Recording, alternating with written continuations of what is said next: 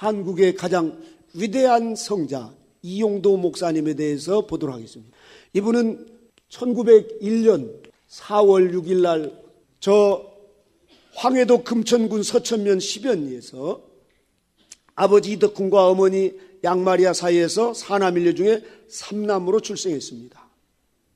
이렇게 해서 이분이 1933년 10월 2일까지 딱 33세로 이 세상을 사시다 가셨는데, 저는 우리 이용도 목사님 이름만 들어도 제 가슴이 뛰어요. 이렇게 이용도 목사님. 이용도 목사님은 우리 한국에 하나님께서 보내주신 가장 위대한 목사님이시고 가장 위대한 성인이십니다. 웨슬레 선생님이 말씀하신 것처럼 성결의 복음을 초대교회 사도들로부터 받았던 그것을 제대로 받아서 제대로 꽃피우신 분이 이용도 목사님이십니다. 저는 지금도 제가 2009년 미국 샌프란시스코 가서 집회를 마치고 샌디에고에 있는 김영철 목사님을 만나러 갔습니다. 그래서 그분을 만나서 피더슨 목사님이라고 이용도 목사님과 같이 사역을 했던 미국의 선교사님을 뵈려고 만났습니다. 그랬더니 그 김영철 목사님이 눈물을 사모님하고 흘리면서 저를 며칠을 거기에서 밥을 먹이면서 이용도 목사님 대해서 얘기를 했습니다. 피더슨 목사님을 만날 길이 없다는 거예요. 그래서 포기를 하려고 했는데, 제가 지금도 너무너무 신기한 게 그 피더슨 목사님이 그때 연세가 106살이었는데 그 샌디에고 바로 옆에 산호세로 그 두째 딸 집으로 오셨다는 거예요. 이렇게. 그래서 피더슨 목사님을 만났는데, 휠체어에 앉아 계신 피더슨 목사님은 지금도 한국 음식을 드시면서 한국에서 내가 선교를 하러 갔다가 이용도 목사님을 만난 게 자신의 인생에서 가장 보람있고 가치 있는 그런 시간들이었다. 나는 지금껏 이용도 목사님을 잊어본 적이 없고 이용도 목사님과 같은 분을 본 적이 없다. 이러면서 이분이 막 감정이 격해가지고 눈물을 흘리는데, 그 딸 마가렛이 아버지 그렇게 너무 흥분하지 마세요. 그런데도 불구하고 이용도 목사님, 내가 한국에 가서 이용도 목사님을 만나서 나는 이용도 목사님이 천사 같고 그분은 예수님의 화신이었다. 예수님의 화신. 내게 유일한 희망이 있다고 하면 나는 한국에 가서 우리 이용도 목사님을 한번 전하는 게 내 소원이다. 그래요 목사님. 그러면 그걸 한국에 가서 해주더니 안 된다고. 휠체어 타고 비행기 타기 어려우니까 그러면 LA에서 하자고. 그래서 LA에서 다 기획해놓고 날짜까지 정해놓고 그랬는데 그만 그것을 이행하지 못해서 제가 피더슨 목사님에게 너무나 큰 죄를 범했습니다. 그것을 이루어드리고 싶은 마음이 너무 많았는데 그것을 이루어드리지 못했어요. 그래서 하늘나라로 가셨어요. 피더슨 목사님이. 저는 이용도 목사님을 30여 년 전에 책을 보고 이용도 목사님을 책을 읽고 얼마나 밤에 울었는지 모릅니다.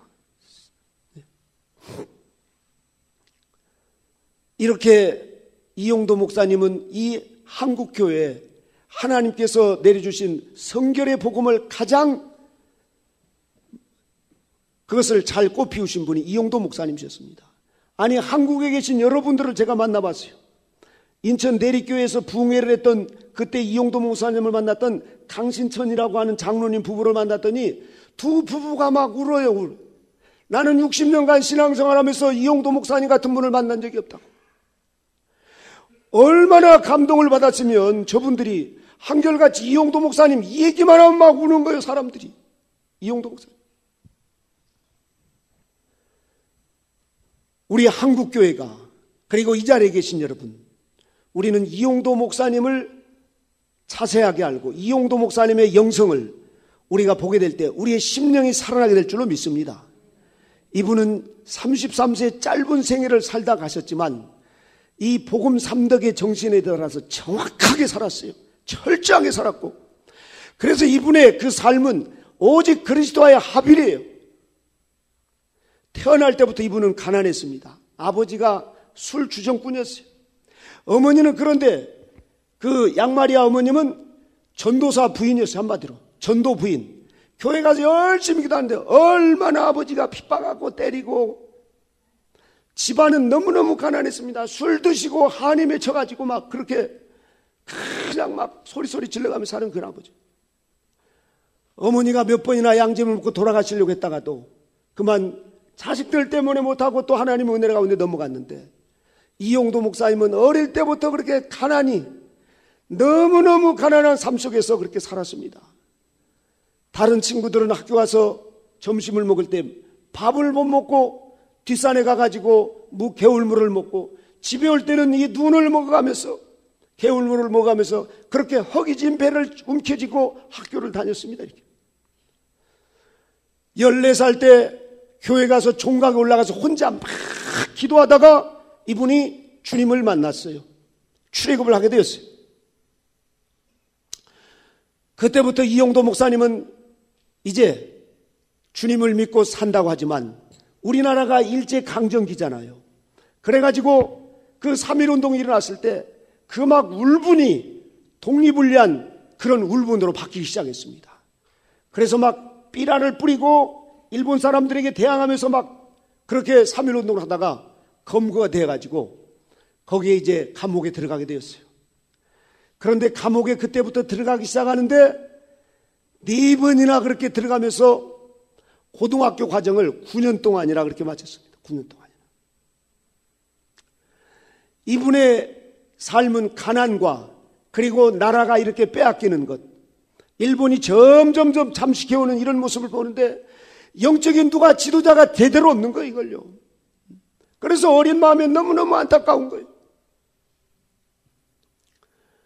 그러면서 이분이 이제 협성신학교, 지금 감리교 신학대학으로 영문과에 입학을 하게 되었는데, 처음에는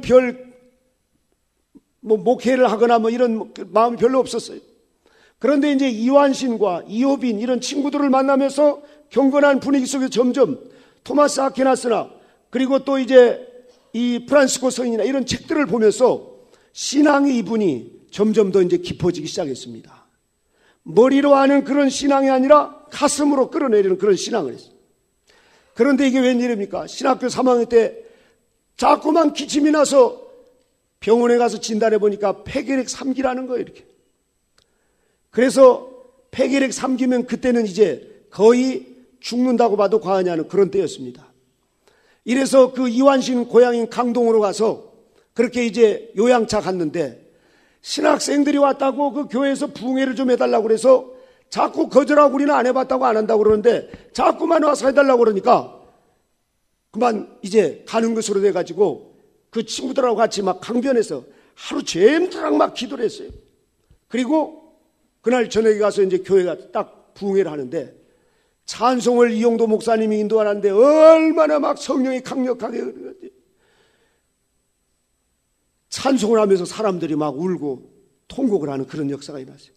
그러면서 그 부흥회가 굉장히 은혜롭게 이렇게 진행되면서 그 폐결핵 고치러 갔다가 오히려 폐결핵도 어디로 온 데가 없이 나가버리고 성령의 충만함을 입고 신학교로 다시 복학을 하게 됐습니다. 이렇게 해서 이용도 목사님 이제 신학교에 오셔서 이 1929년에 이제 졸업을 하고 저 강원도 통천 그곳에 이제 부임을 받아서 가셨습니다. 그때까지도 이용도 목사님이 크게 드러난 게 없었어요. 그런데 이분이 그곳에 이제 청년 중에 박재봉이라고 하는 청년이 있었는데 그 청년이 아주 기도를 많이 하는 청년이에요. 막 금강산에 다니면서. 그래서 한번 그 박재봉 청년한테 아니 어디로 이렇게 기도하러 다니냐고 했더니 목사님 저랑 같이 저 가서 기도 좀 합시다. 어디로 가냐고 했더니 금강산에. 그래서 금강산에 마음을 정하고 10일 동안 아무것도 먹지 않고 엎드려서 계속 기도를 했습니다. 10일 금식을 하면서 10일 작정 기도를 했는데 그때 성령의 놀라운 역사가 일어나게 되었습니다. 딴 사람으로 바뀌어버렸어요. 그래서 내려와서 이제 이용도 목사님이 막 성령이 충만해가지고 그렇게 복음을 전하는데 막 성도님들이 사방에서 막 몰려들기 시작했어요. 그러던 1929년 12월 24일 날 목사님은 이제 프란시스코 성인의 그런 정신을 따라서 수도적인 삶을 그렇게 이제 살려고 규칙을 정해놓고 새벽 3시면은 교회에 나가서 그 차디찬 그 추운 그곳에 가서 혼자 기도를 하시는 거예요. 그런데 12월 24일 날 교회 가서 새벽 3시에 무릎을 딱 꿇고 기도를 막 하는데 보니까 갑자기 환상 같은 게 열리면서 큰 삼지창을 든 마귀가 자기를 째려보면서 막 무섭게 덤벼드는 거예요. 막. 그래서 예수의 이름으로 물러가라! 예수의 이름으로 물러가라 하면서 막 쫓아내는데 마귀들이 보니까 한두 마리가 아니라 교회 안에 꽉 찼어요. 막 창문 밖에도 있고. 그래서 막 마귀를 쫓기 시작했습니다. 마귀 물러가라 하면서 막 그러다 보니까는 막 창문을 쳐가지고 유리가 막 손에 깨져가지고 피가 흘리고 그랬는데 막 온몸에 막 피범벅이 되면서 그러면서 마귀와 싸웠어요. 그래서 마귀를 아예 통천읍까지 저기 멀리까지 쫓아가지고 다 쫓아버렸습니다. 이러고 나서 이 마귀를 그때 완전히 물리치고 이용도 목사님이 바로 우리가 아블론과의 싸움, 마치 이제 이용도 목사님이 그동안 수많은 가난과 그 어려움 속에서 치열하게 싸우던 그런 마귀를 완전히 이기는 그런 삶을 살면서 드디어 이용도 목사님이 이긴 자가 돼버렸습니다. 딴 사람으로 바뀌어버렸어요. 그때부터는 생명의 능력이 나가는 거예요. 말이 필요가 없어요. 우리가 말로 뭐하자 목사님들 저도 그렇고 그러지만 이건 아직 아르마의 신앙입니다. 머리에서 가슴으로 아직 안 내려와가지고 그런데 이용도 목사님이 그렇게 한 다음에 바로바로 실천해버리는 거예요. 바로바로 실천해버리는 거예요. 생명의 능력이 나타나는 거예요. 주님은 우리도 그렇게 되기를 원하십니다. 그때 이용도 목사님이 이제 7교회를 다니면서 부흥회를 하는데 가는 곳마다 막 성령의 불이 떨어지는 거예요. 엄청난 성령의 불이 떨어집니다. 그러면서 이제 이용도 목사님이 전국 순회 목사가 되어가지고 이제 전국을 다니면서 복음을 전하시는데 평양 중앙감리교회 가서 집회를 하는데 처음에는 사람들이 이 정도로 모였는데 둘째 날 가니까는 너무너무 많은 사람들이 와가지고 막 교회가 강당까지 꽉 찼어요. 근데 시간이 갈수록 나중에 교회 벽이 무너져 버렸어요. 막 얼마나 강력하게 말씀을 전하시는지 보통 사람보다 막 두세 배 빠르게 막 그렇게 융단폭격식으로 하시는데 사람들이 팍팍 꼬꾸라지는 거예요. 막 성령의 역사로. 이러면서 막 사람들이 떼글떼글 둥글하면서 막 교회 바닥을 치면서 통곡을 하는데 평양에 뭐 상점들이 문을 닫고 경찰서 일하는 사람들이 막 들어와서 회개를 하고 온통 회개의 역사가 막 일어나기 시작해버립니다. 이렇게 막. 네. 그렇게 막 서너 시간을 땀으로 범벅이 돼가지고 막 그렇게 하시는데 완전히 그냥 이 성령에 취해가지고 막 그런 집회를 하고도 목사님은 들어가시지 않고 사람들이 막 안수해달라고 하는데 얼마나 간절하게 안수를 하는데 막 귀신이 떠나가고 병자들이 치료받기도 하고 내면이 변화되기 시작하는 거예요. 술집 하던 사람, 창기 노드를 하는 사람, 도박하는 사람 이런 사람들이 막 뒤집어져 가지고 그런 것들을 끊고 버리고 자기 막 형님들 아니면 부모들 막 울면서 끌어당기면서 한 번만 와서 이 집회를 들어보라고. 왜냐하면 자기가 변화돼 버리니까.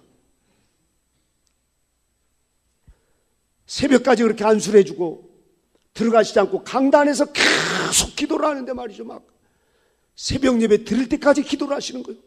주무시지도 않고 드시지도 않고 말이죠. 이러면서 새벽에 또 쓰니까 성령의 역사가 막 새벽부터 충만하게 임하는 겁니다. 이렇게 막 2주 3주 막 집회를 하는데 나중에는 이제 재령 또 저기 인천 내리교회 뭐 산정교회 사방에서 막 이렇게 막 이용도 목사님 하는데 이용도 목사님의 이 말씀은 생명의 말씀을 전하는 거 한마디로 이긴 자가 된 상태에서 말씀을 전하는데 얼마나 강력하게 성결의 복음을 전하는지 한국에 이용도 목사님을 통해서 성결의 복음이 그렇게 증거되기 시작했습니다. 놀라운 역사가 일어났어요. 놀라운 역사가. 그런데 주변에서 핍박도 많이 있었지만 이용도 목사님은 그런 모습으로 집에 들어오면 파김치가 되는데 방에 들어가시지 않고 가방을 던져놓으시고 그 일왕산에 올라가셔서 이 눈보라치는 이 추운 겨울에도 차디찬 그 바위덩어리에 딱 엎드려가지고 밤새도록 기도를 하시는 거예요. 밤새도록. 목이 터져라고 그렇게 기도를 하면서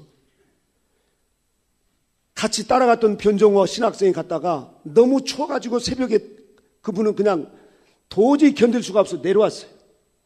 그리고 아무래도 마음이 캥겨가지고 이불을 하나 들고 가서 목사님에게 덮여드렸는데 그때까지도 계속 계시는 거예요. 혹시나 일어날까 했는데 계속. 이용도 목사님은 사람은 사람인데 사람 같지 않은 사람이에요. 어떤 신비한 힘에 끌려가지고 그 차디찬 인왕산에서 그 눈보라치는 눈이 뒤덮이는데도 불구하고 이불을 덮는지 찬바람이 부는지도 모르고 기도를 하는 거예요. 이용도 목사님의 삶은 기도였습니다. 그렇게 어마어마한 그 기도로 막 밤새도록 기도하다가 새벽에 내려와서 변종호 목사님 미안해가지고 보니까 목사님 이제 오세요 했더니 새벽 4시경에 내려오시는 거예요. 이렇게. 아니 기도하다 보니까 등에 뜨뜻하길래 뭐가 있나 봤더니 이불이 있던데 자네가 놨군 이러면서 이제 그런데 이용도 목사님이 이제 목사님 들어가 주무세요 그러니까 또 마루에 앉아가지고 안 들어가시면서 훌쩍훌쩍 우시는 거예요. 너 왜 그러시냐고 했더니 내가 지금 방에 들어가 자게 생겼냐고. 저 지금 경성역이나 곳곳에 보면 지금 거린들이 추워서 떨고 있는데 내가 어떻게 지금 방에 들어가서 지금 이불을 덮고 자겠느냐고. 그러면서 추운 마룻바닥에서 또 무릎을 꿇고 막 그렇게 해가 뜰 때까지 기도를 하시는 거예요. 사람이 감당할 수 없는 그런 하나님의 사람이 됐어요. 하나님의 사람. 집회를 가셔서 사례비를 주면은 서울역에 가난한 그 거린들이나 사람 다 나눠주고 사례비나 선물이나 뭐 받으면 집으로 한번 가지고 들어온 적이 없으니까 그 사모님은 언제나 가난 속에서 이 때거리를 걱정해야 되는 그런 상황이었어요. 그럼에도 불구하고 어느 날 친구 송창근이라고 하는 그 친구가 미국 유학 간다고 하니까 자기 집을 빼가지고 그것도 선교사님이 사준 전세금인데 그걸 빼가지고 유학비로 줘버리는 거예요. 이렇게 생각하고 말고 할 것도 없어요. 바로 실천하는 거예요. 바로.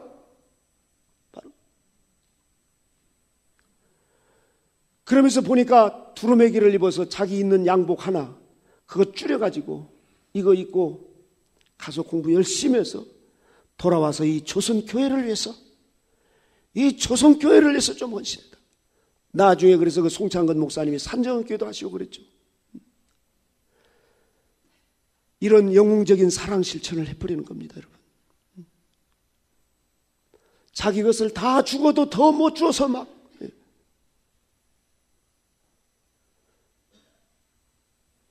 이용도 목사님이 가는 곳곳마다 성령의 역사가 막 일어나는데 감당할 수 없는 막. 나중에는 일본 형사까지도 막 와가지고 회개를 하는데 막 떼굴떼굴 둥그러가면서 막 회개를 하는 거예요.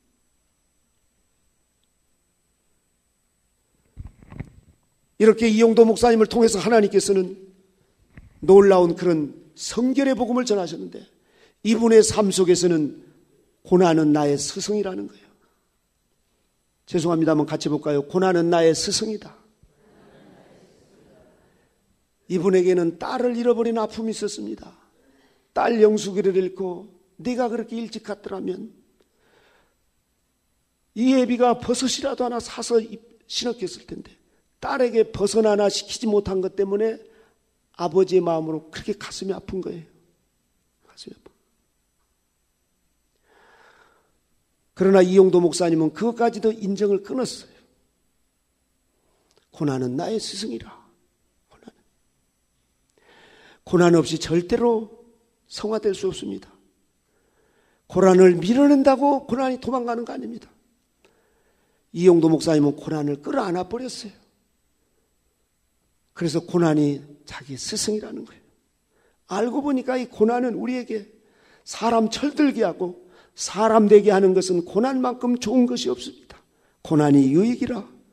내가 고난당하기 전엔 그릇 내 마음대로 행하였더만 고난당한 이후에는 내가 주의 법을 지키나이다. 내가 가는 길을 그가 아시나니 나의 달려갈 그가 나를 단련하시는 내가 정금같이 나오리라. 욥도 자신이 의로운 줄 알았더니 합금에 합금. 그래서 고난의 불 속에다 집어넣고 싹 태워버리는 거 하나님께서. 그래서 정금 같은 믿음으로 귀로만 듣는 그런 이 지식으로 믿는 그 하나님, 의로운지 않은 그 하나님, 이런 욥을 하나님은 원치 않았어요. 그래서 욥을 고난의 용광로에다 집어넣고 자식이고 재산이고 부인이고 악창으로 완전히 욥을 갖다가 고난 속에 집어넣고 완전히 하나님께서 태워버리는 거예요.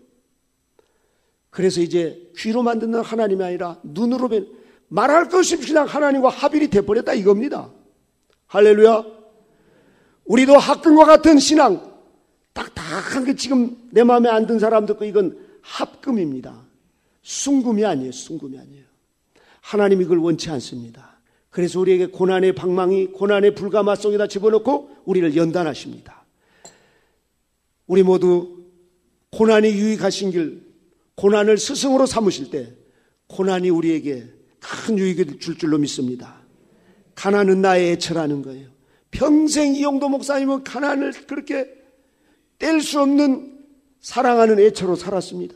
그래서 나중에는 아예 끌어안았어요. 그래서 아예 가난하게 살려고 작정을 하시고, 가난하게. 누구한테 헌물을 받거나 하다못해 사례비 이런 걸 주면은 가난한 신학생들이나 또 가난한 사람들 오다가 다 줘버리는 거 다. 집에 들고 오는 경우가 없어요. 그러니 사모님이 얼마나 힘들었겠어요. 웨슬리 선생님도 그러셨죠.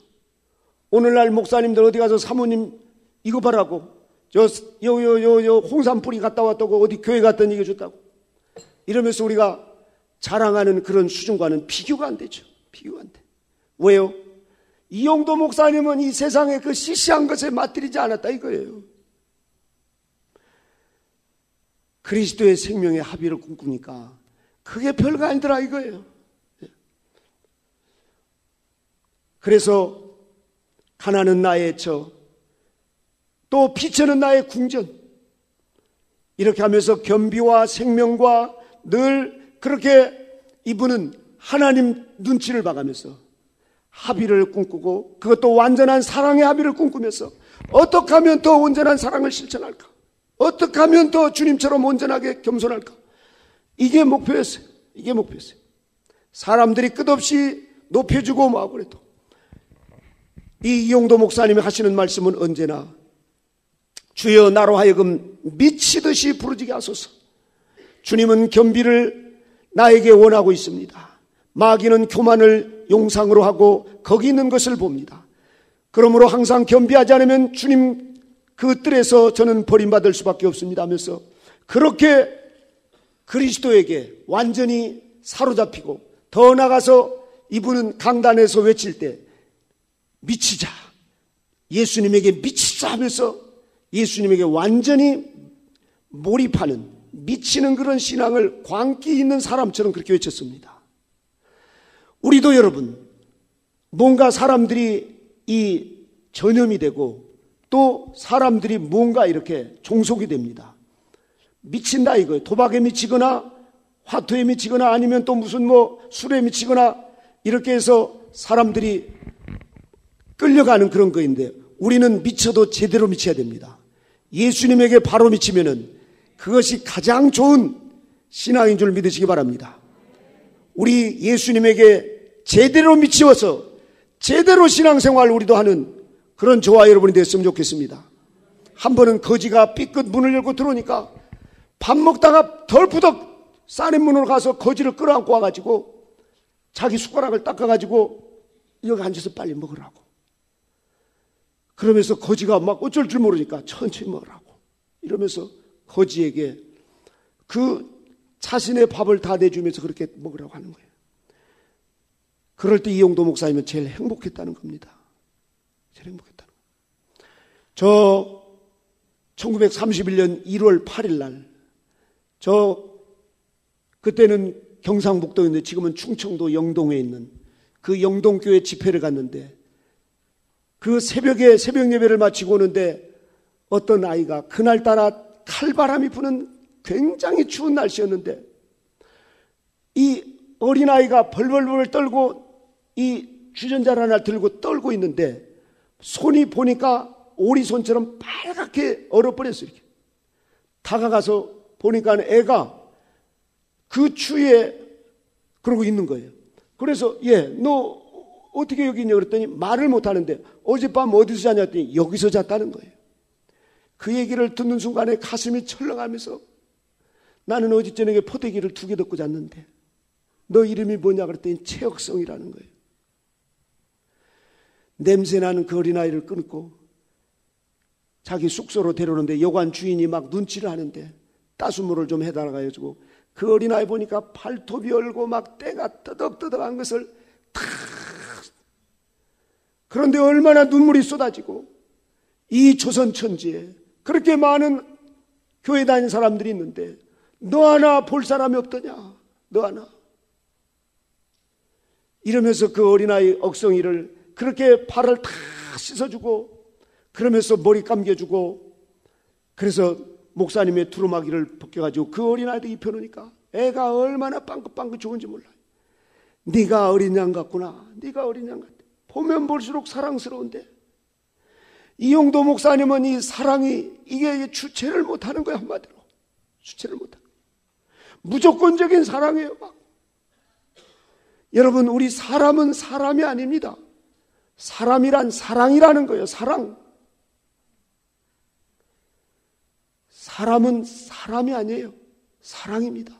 하나님은 사랑이시기 때문에 우리는 사랑이신 그분에게서 우리를 지었어요. 사랑의 눈으로 보자는 건 내 자아가 강하고 내 욕심이 있기 때문에 그렇습니다. 한번 볼까요? 사람으로 보이는지 사랑으로 보이는지 옆 사람 한번 보시기 바랍니다. 사랑으로 보기를 바랍니다. 사랑입니다. 사랑. 내 사랑이에요. 내 사랑.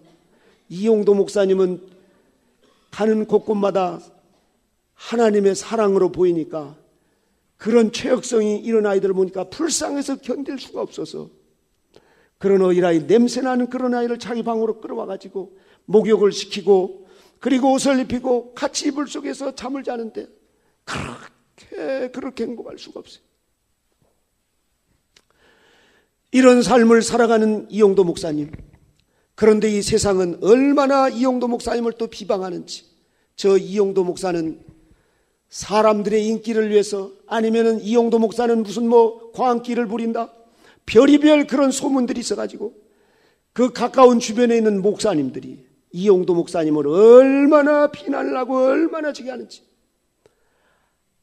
그래서 이용도 목사님이 아연 성결교회에서 집회를 하는데 너무너무 성령 역사가 강하게 일어나는데 그 담임 목사가 시기하고 질투하는 마음에 불을 꺼버리고 집회를 포기하자고 이러면서 이용도 목사님을 거기서 쫓아냈습니다. 성령의 역사가 강한 반면에 마귀의 역사도 그렇게 강합니다. 예수님도 그러셨고 사도들도 그렇고 우리가 가는 길도 마찬가지입니다. 그런데 이용도 목사님은 그런 사람들에게 전혀 개의치 않고 이분은 그럴 때마다 오직 하나님께 기도했습니다. 아무리 사람들이 그러고 아무리 주변에서 그래도 이용도 목사님에게는 예수님의 그 사랑, 신비한 그 사랑에 이끌려서 그저 어디 가든지 엎드려서 기도하는 거예요. 어디 가든지. 기도의 사람이에요. 그래서 마귀는 우리에게 기도 하나를 꺼버리기 위해서 분주함을 주고 여러 가지 많은 일들을 주지만 이용도 목사님은 거기에 끌려가지 않고 오직 기도의 사람이 되었어요. 기도의 사람. 저와 여러분들도 성화의 목적이 있고 우리가 이용도 목사님처럼 주님을 온전히 닮고자 하면은 우리는 이제부터 오직 기도의 사람이 되어야 될 줄로 믿습니다. 머리로 하는 지식에서 이제는 멈추고 기도하는 사람이 되어야 돼요. 기도도 어떤 기도인가? 우리의 죄성과 정욕과 결점들 그리고 주변의 어려운 분들 그분들을 우리가 온전히 사랑하지 못했던 것 이런 것을 철저하게 회개하면서 구석구석 말 한마디라도 말이죠. 아까 식사할 때 어떤 분이 앞에 서니까 속으로 꿍 하고 미워하는 이런 작은 거 하나까지라도 철저하게 회개하는 것을 하나님은 가장 기뻐하십니다, 여러분. 우리 한국교회는 지금 이 아르마의 신앙, 머리로 지식으로 교리와 그리고 사람들을 판단하고 정죄하는 여기에 머물러서 지금 더 진도가 나가지 않고 있는 상태입니다. 그래서 마지막 때 하나님께서 성경의 심리를 통해서 하나님의 구원의 섭리를 깨닫게 하시고 우리 먼저 가신 성인들, 특별히 한국에 보내주신 이용도 목사님, 이런 대성인의 삶을 우리에게 가르쳐 주시는 겁니다, 여러분. 이분이 가신 길이 정로예요. 지금 우리 한국교회 유명한 큰 그분들도 물론 중요한 역할들을 하신 부분도 있지만, 그러나 하나님 보실 때에는 이용도 목사님과 비교가 안 돼요, 여러분. 비교가 안 돼요.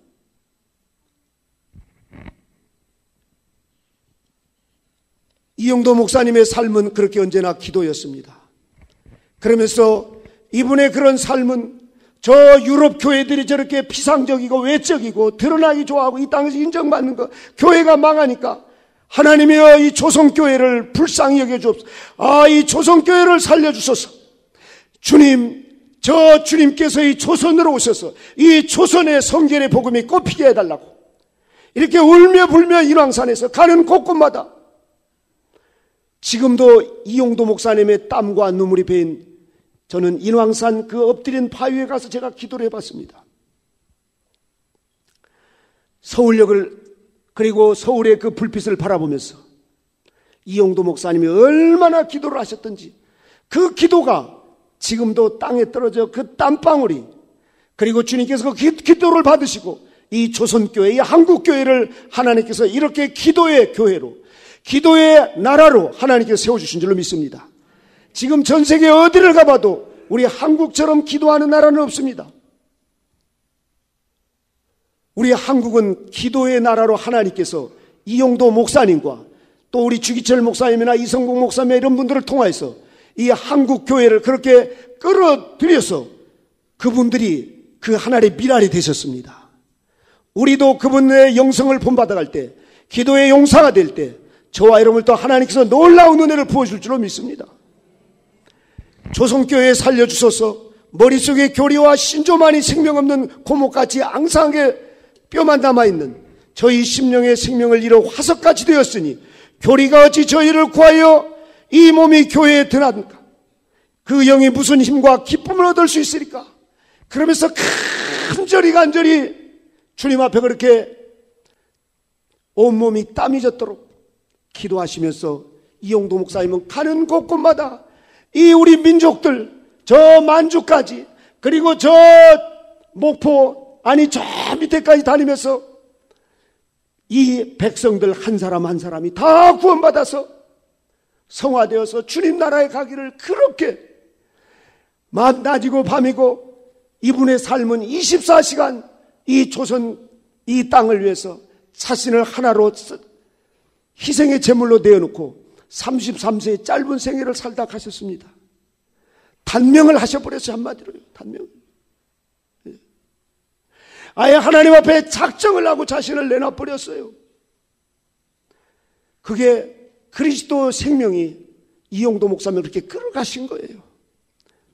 울지 않고는 견딜 수 없는 마음이 생기고, 그 피폐된 조선 땅을 봤을 때 얼마나 가난하고 울분에 찬 이 민족들을 보면서 살 길은 우리가 저 일본 사람들을 이기는 게 문제가 아니라 영원히 구원받는 게 문제라고 가는 곳곳마다 울면서 기도하면서 그리스도를 전하면서 그리스도를 알지 못한 영혼들을 끌어안고 그렇게 울면서 밤잠을 못 자고 또 산으로 올라가서 기도하시면서 자신을 다 불태워서 33세의 짧은 생애를 살다가 완덕의 경지에 오르신 분이 이용도 목사님이십니다.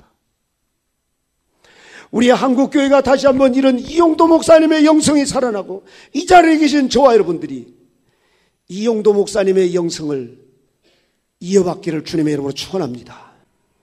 이 엄동설한 추운 밤에 오늘 밤도 우리의 마음 문을 두드리고 사랑하는 내 종아, 사랑하는 내 딸아 하시며 세상 염려 걱정 근심들 다 내려놓고 오늘 나와 함께 내 얼굴 좀 보자고 주님이 오늘 저와 여러분을 불러주신 줄로 믿습니다. 딴 걱정 마세요. 하나님이 우리보다 더 잘 아십니다. 나보다도 우리 가정을, 우리 자녀들을 더 사랑하셔요.